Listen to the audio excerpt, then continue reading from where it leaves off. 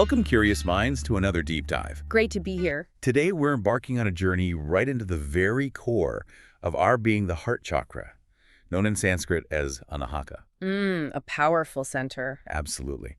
We've got some incredibly insightful material from Abhi Dugal, founder of the School of Breath. He brings 2 decades of teaching experience from India. 20 years. Wow. Yeah.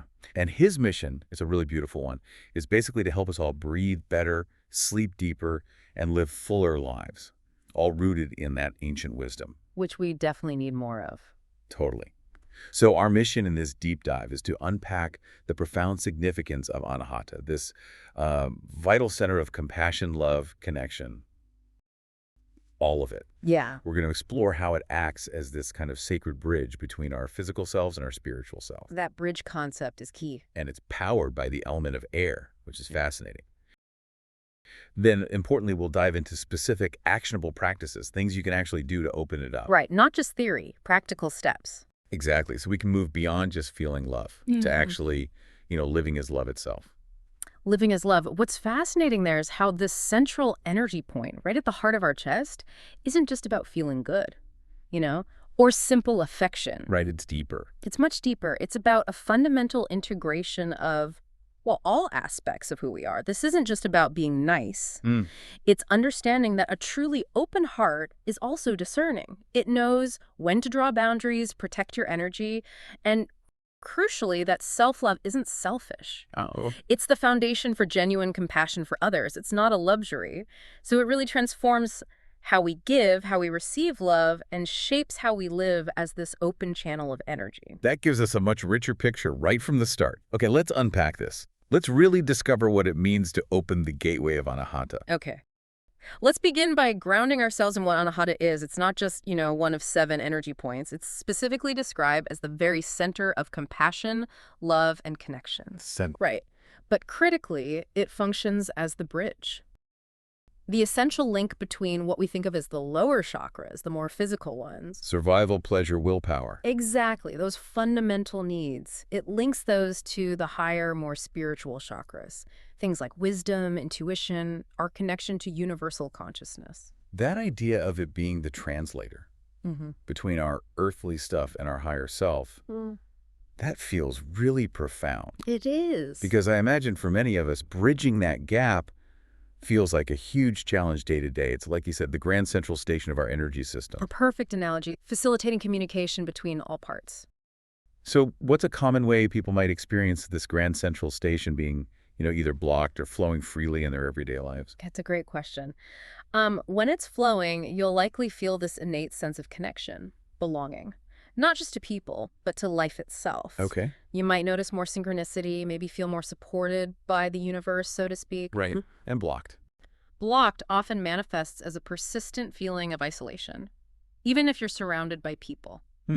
I think many can relate to that. Definitely. Or maybe there's a constant striving for connection that always feels just out of reach. Yeah. Or maybe a tendency to self-sabotage really loving relationships because of these underlying fears. Oh, okay. The sources really emphasize that when your heart is truly open, you don't just feel love, you become a channel for it. Giving, receiving freely, effortlessly, without that attachment or expectation. Effortless flow. Yes. Abhi puts it beautifully. He says, when the heart is blocked, both lower and higher energies struggle to integrate. But when it is open, life flows through you like breath, effortless and infinite. Wow. Effortless and infinite. That really lands. It does. And it raises an important question for all of us, doesn't it? How do we make sure that vital flow stays unhindered, stays vibrant, especially when life, throws us curveballs? Yeah, absolutely. Okay, so the connection to the air element value, that immediately makes me think breath, freedom, space. Exactly. But how does this elemental connection show up in our emotional states, our physical states? Yeah. Maybe in ways we don't always expect. That's a perfect place to start.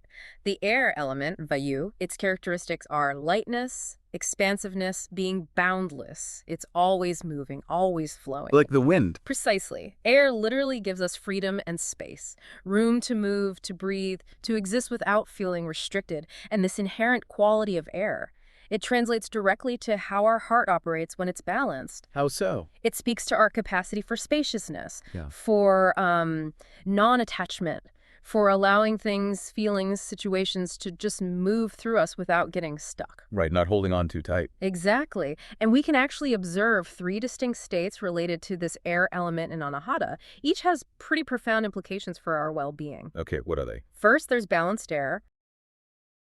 When your heart chakra is in this sweet spot, this harmony, it shows up as an open heart. You radiate compassion. You have a genuine capacity for forgiveness. Sounds ideal. It really is. Your relationships become nurturing. There's that healthy, reciprocal balance between giving and receiving.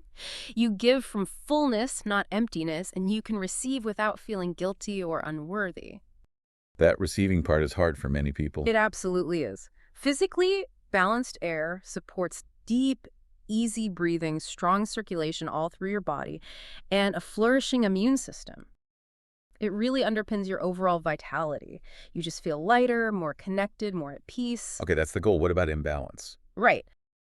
So then you can have an excess of air. If there's too much, the energy can become scattered, unstable. What does that feel like? You might experience heightened oversensitivity.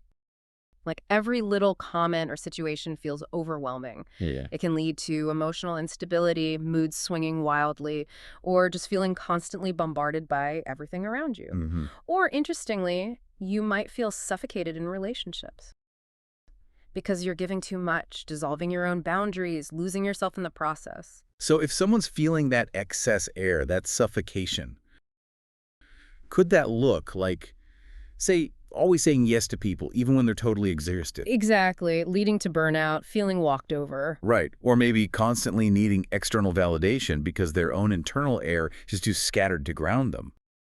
Precisely that, like a leaf in the wind, easily swayed, unable to hold your own space. Okay.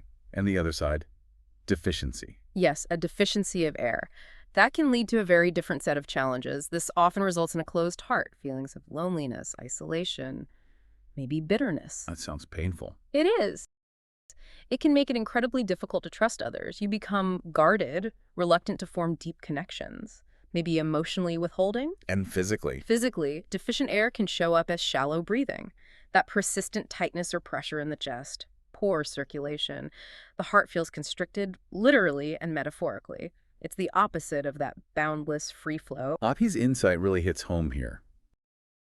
Air is freedom, but without balance, it becomes either suffocation or emptiness.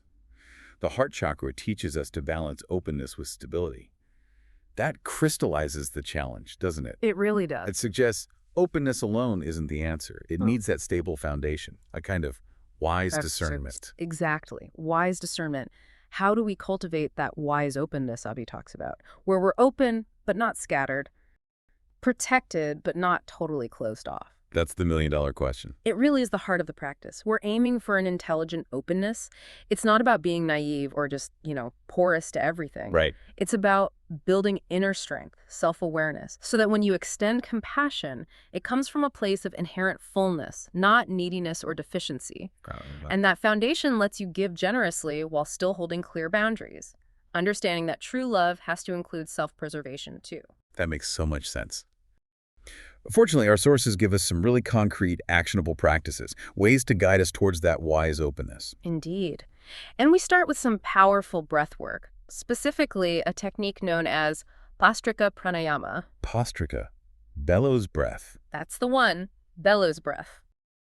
This practice involves emphasizing robust chest breathing, quick, powerful inhales and exhales, almost like pumping a bellows. Okay, vigorous. Very. And it's coupled with specific breath holds, maybe 45 or 60 seconds long. These holds are really powerfully supported by 2 internal energetic locks, or bandhas. Bandhas, Mula Bandha and Uddiyana Bandha. Yes, Mula Bandha engages the root, the pelvic floor. Uddiyana Bandha draws the abdomen inward and upward. We've journeyed pretty deep into Anahata, haven't we? Exploring its connection to air, its role as that sacred bridge. Mm-hmm. The very concrete practices, breathwork, yoga, mudras that can help us open it. Mm. We've touched on these profound spiritual lessons too. Touch in its broader sense and the transformative power of forgiveness. Especially forgiveness for ourselves. Absolutely. So as we close this deep dive, Abhi offers a gentle encouragement for you listening. Yeah. Maybe right now, just sit quietly for a moment. Just pause. Yeah. Perhaps gently rest your hands in chin mudra, if that feels right. And just feel your breath, not just as air moving in and out, but feel it as currents of pure life force moving through your chest, expanding with maybe love or just openness on the inhale, and softening with compassion, with release on the exhale. Letting go with the out-breath. Exactly. And let this meditation prompt maybe guide your reflection as you move forward from here. Where in my life can I open more fully? Where am I holding on to hurt? And what tiny step could I take to release it? How can I let my breath carry forgiveness and love into those spaces, and particularly towards myself? Towards myself. That feels key. And perhaps the most profound insight to carry forward, like a North Star for daily life, is this one. The heart chakra is not just about love for others. It is about living as love itself. When you breathe from the heart, every step becomes a prayer. Every step a prayer. Beautiful. Isn't it?